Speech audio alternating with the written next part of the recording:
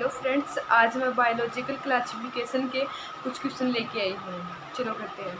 देखो, पहला क्वेश्चन है, लीनियस की वर्गीकरण पद्धति ने जगत को दो वर्गों में वर्गीकृत किया। पहला प्लांटी और दूसरा एनिमलिया।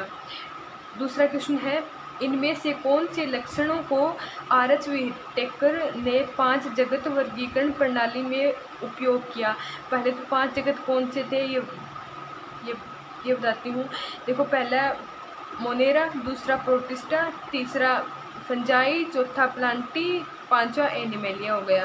ये भी इसमें पहला ऑप्शन है, कोशिका संरचना और थैलेस का संगठन। हाँ, सही है ये। भोजन का तरीका एवं प्रजनन, ये भी सही है।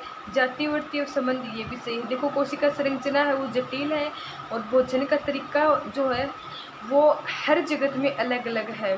ओके, इसमें इसका आंसर 4th हो जाएगा। अब थर्ड क्वेश्चन है, व्हिटेकर ने 5 जगत वर्गीकरण में यूकैरियोट को कितने वर्गों में बांटा गया? 4 वर्गों में बांटा था। मोनेरा को छोड़ के और सभी यूकैरियोट्स में आते हैं। अब है 4th क्वेश्चन, इनमें से कौन सा कथन माइकोप्लाज्मा के लिए सही नहीं है? इनमें कोशिका झिल्ली का अभाव होता है। हाँ, माइकोप्लाज्मा जो होता है उनमें कोशिका झिल्ली का अभाव होता है। ये सबसे छोटी जीवित कोशिका, हाँ ये सबसे छोटी जीवित कोशिका है। इसका आकार जो है 0.1 माइक्रोमीटर से 0.15 माइक्रोमीटर तक होता है। ये ऑक्सीजन के बिना जीवित नहीं रह सकते। नहीं, ये ऑक्सीजन के बिना भी जीवित रह सकते हैं। यह पादपों व जंतुओं में रोगजनक होते हैं। हाँ, ये पादपों और जंतुओं में रोगजनक होते हैं।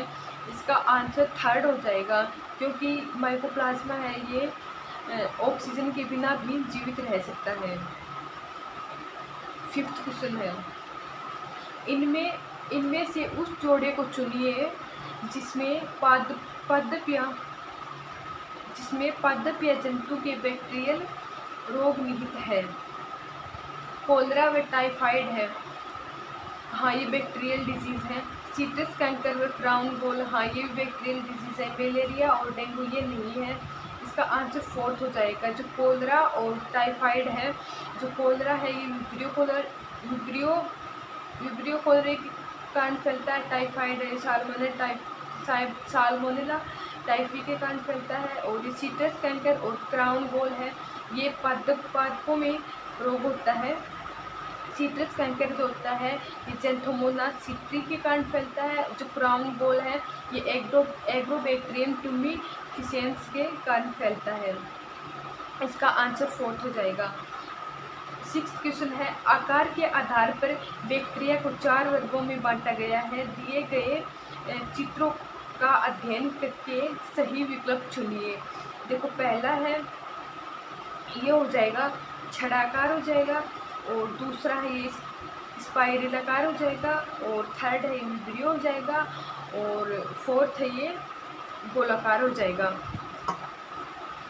इसका जो है इसका सही आंसर 3rd हो जाएगा। दिए गए विवरण को पढ़कर मेथेनोजेंस से संबंधित सही विकल्प चुनिए। इन्हें आर्की बैक्टीरिया समूह में, हाँ जो मेथेनोजेंस होते हैं ये आर्की बैक्टीरिया समूह में रखे जाते हैं। सही है। ये गोबर गैस प्लांट में बायोगैस उत्पन्न करने के लिए उत्तरदायी होते हैं। हाँ सही है। सल्फर के गर्म झरनों में मिलते हैं। नहीं, ये सल्फर के गर्म झरनों में नहीं मिलते। ये जो एनिमल्स होते हैं उनकी आंत में मिलते हैं।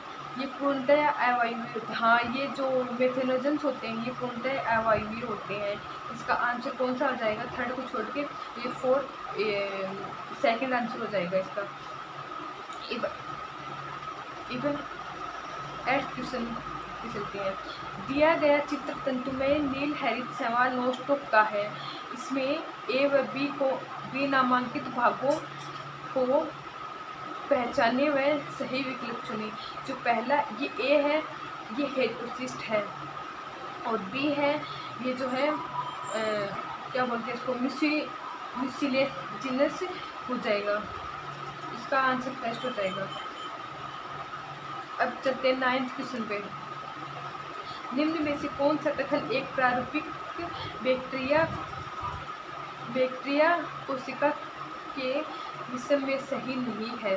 कोशिका में नग्न सर्कुलर डीएनए होता है जो वलित होकर न्यूक्लियोइड बनाता है। हाँ, सही है।